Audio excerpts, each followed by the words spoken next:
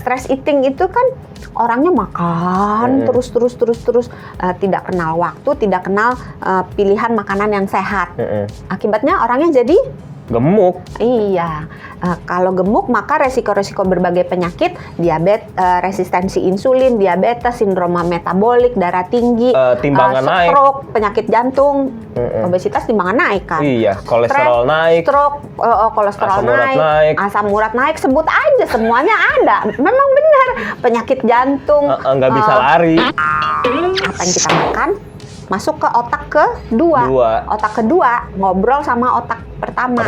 Nah, ketika kita makan makanan yang tinggi gula, tinggi garam, tinggi lemak jahat, rendah serat, maka bakteri yang ada di saluran pencernaan kita. Jadinya kalau orang sering makan makanan nggak sehat, potensi untuk sering makan makanan nggak sehat yang lagi lebih banyak karena kuman jahatnya jadi banyak.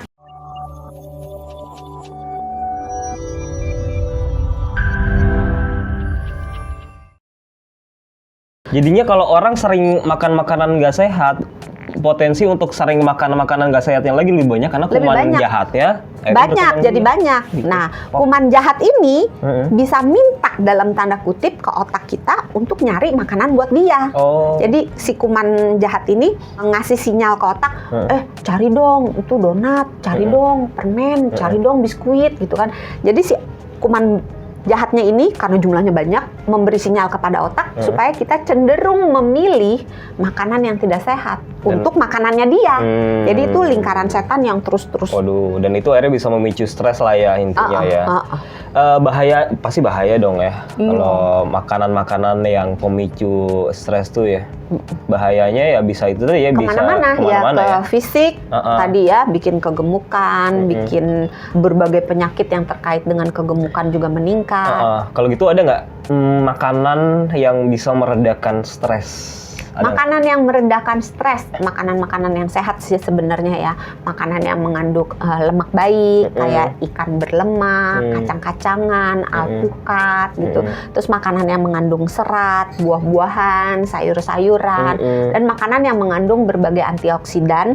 Itu sama juga sih ada di buah dan sayur. Cuma yang menjadi masalah nih, banyak masyarakat yang menganggap kalau makan buah dan sayur ya udah makan misalnya sawi deh, kan sawi paling banyak digunakan ya, atau makan kol gitu kan, karena kita beli mie goreng, nasi goreng kan pakai sawi, beli mie pangsit juga pakai sawi gitu kan. Udah menganggap itu sudah cukup gitu. Padahal dalam satu hari kita tuh butuh setidaknya 5 warna. 5 warna. Sayur dan buah.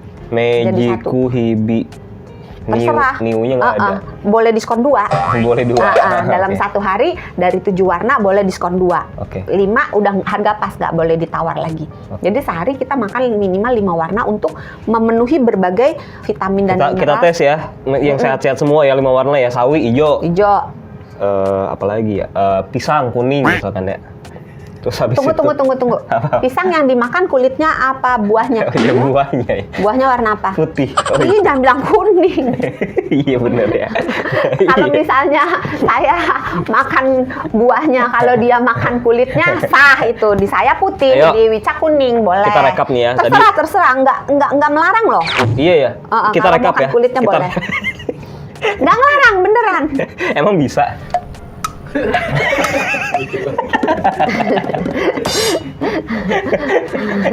Soalnya zaman sekarang itu banyak kan makanan-makanan yang aneh kayak kulit semangka, ternyata dimakan katanya enak. Saya belum pernah nyoba sih. Saya pernah nonton video di TikTok soalnya.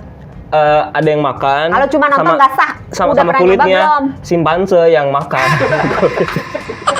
Kalau yang kulit itu kulit pisang juga jangan-jangan berarti dia konten yang ditonton itu area-area simpanse.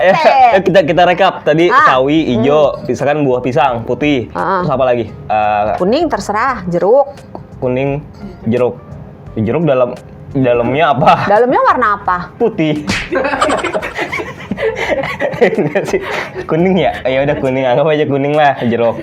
Tapi masa makan buah-buah mulu? Ini gue jadi curiga, gue yang kurang sekolah apa? Yang selain buah dok, lauk misalkan. Sayur? Enggak, kan tadi. Wortel. Wortel, wortel. Oren ya. Cabe. Cabe. Cabai warnanya apa? Merah, tapi Ya sehat kan nggak? belum. Sehat, cabai itu banyak ini sepanjang, jangan banyak-banyak. Kalau cuma sedikit gak apa-apa. Tomat. Itu aja udah 5 tuh ya, udah mencukupi berarti ya. Apa namanya ungu?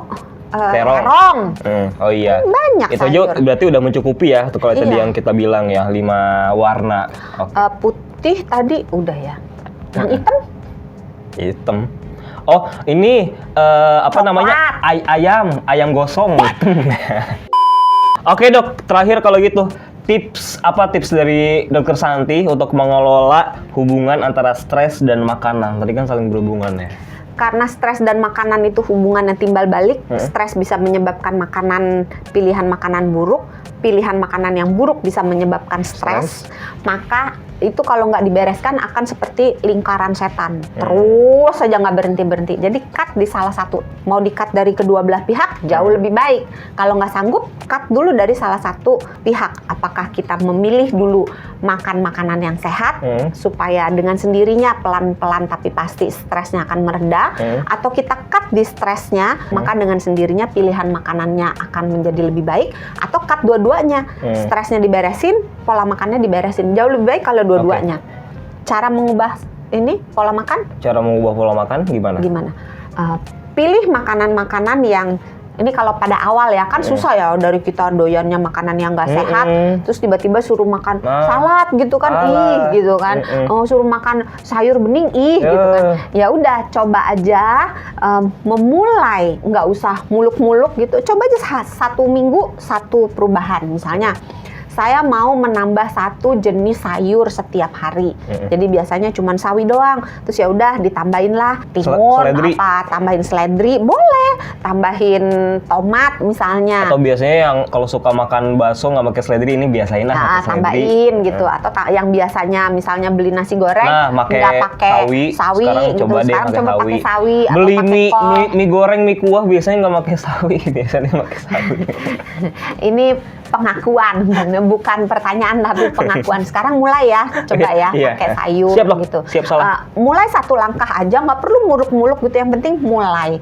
Terus kalau untuk udah bisa, nanti pelan-pelan baru ditambahkan. Mulai ngurangin gula misalnya, ngurangin deh yang biasanya tiap hari makan teh manis misalnya, ya udah sekarang 2 hari sekali aja misalnya gitu. Jadi perlahan-lahan, nggak perlu terlalu drastis. Kalau bisa drastis silahkan.